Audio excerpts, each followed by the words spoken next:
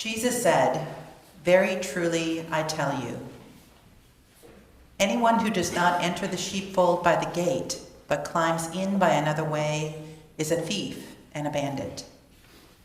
The one who enters by the gate is the shepherd of the sheep.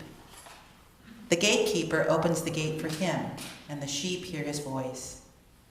He calls his own sheep by name and leads them out. When he has brought out all his own, he goes ahead of them, and the sheep follow him because they know his voice. They will not follow a stranger, but they will run from him because they do not know the voice of strangers." Jesus used this figure of speech with them, but they did not understand what he was saying to them. So again, Jesus said to them, "Very truly I tell you, I am the gate for the sheep. All who came before me are thieves and bandits, but the sheep did not listen to them. I am the gate. Whoever enters by me will be saved and will come in and go out and find pasture. The thief comes only to steal and kill and destroy. I came that they may have life and have it abundantly." The Gospel of the Lord.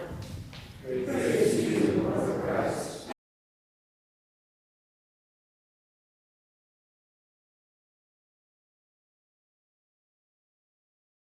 Gentle Shepherd, open our hearts to your voice, that we may trust and follow you in all that we are and in all that we do.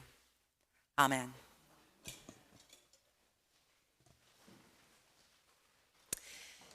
You know, there are some voices that you can pick out of a crowd without even trying.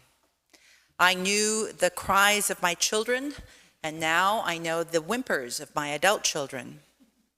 I know the cadence of my friends' laughter, and we know the voices of the prayerful. Over time, love trains our ears.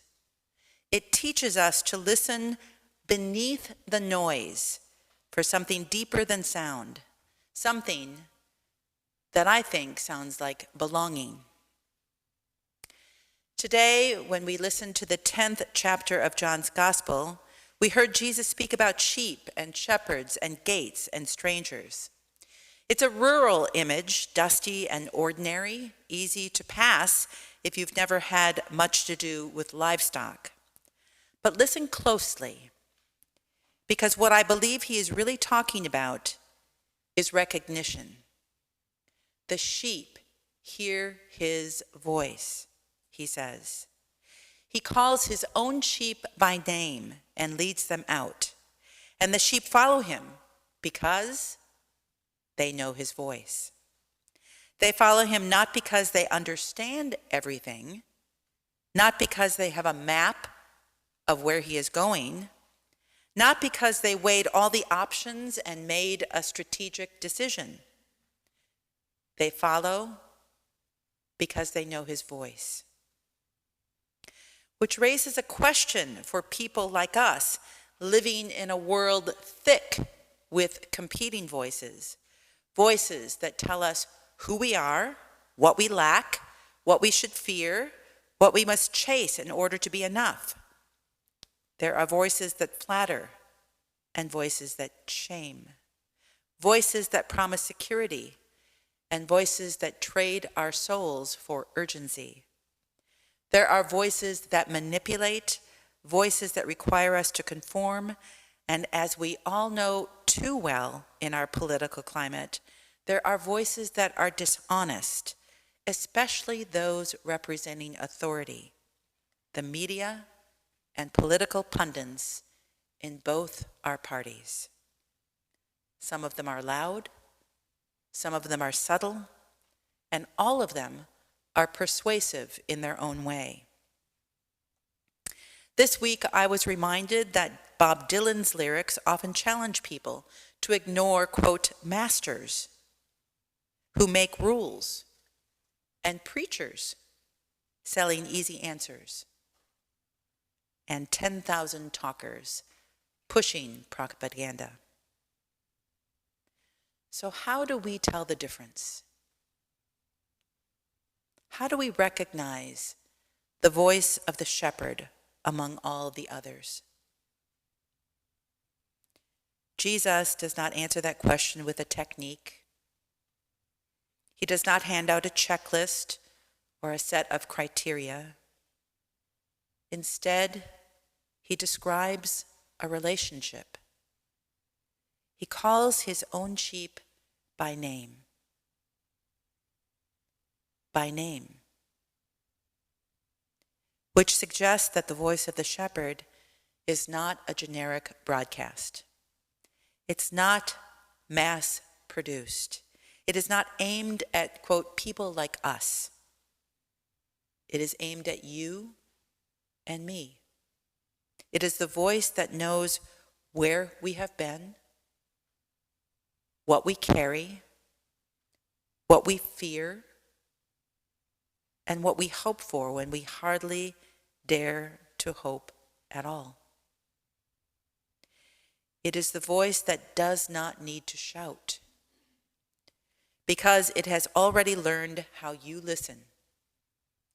If that sounds a little too mystical to be practical, consider this. Most of us are already fluent in the voices that are not the shepherd's. We recognize the voice of accusation when it tells us we are not enough.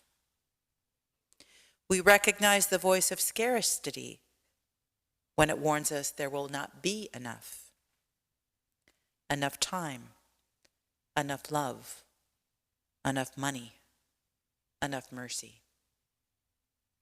We recognize the voice of fear when it tightens our chest and narrows our vision until all we can see are threats.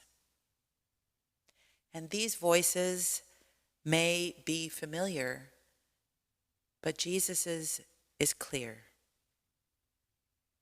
He says they are not the shepherd. The thief comes only to steal and kill and destroy. The thief comes to steal our peace, kill our joy, destroy our sense of belovedness. This is why the work of listening matters so much, because not every familiar voice is a trustworthy one. The shepherd's voice, by contrast, does something different. It calls rather than coerces. It leads rather than drives. It makes space rather than closing down. When you hear it, even faintly, you may not feel suddenly certain, but if you're like me, you will notice a widening, a loosening, a sense that you are being invited into something larger than your fear.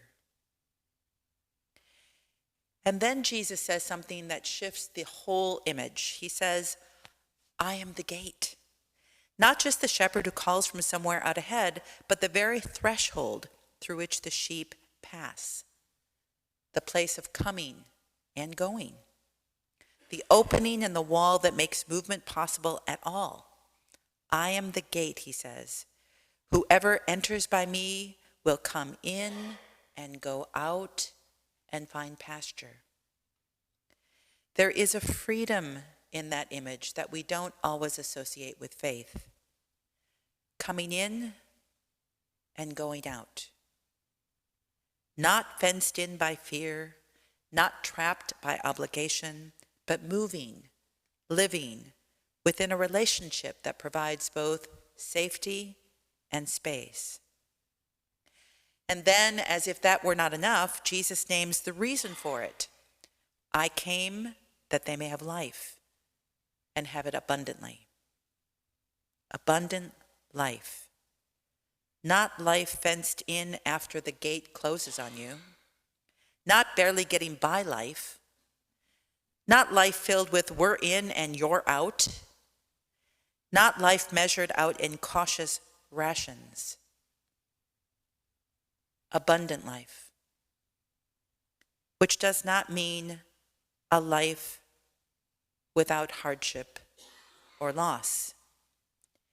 Anyone who has lived more than a few minutes knows that suffering is part of our human packaging.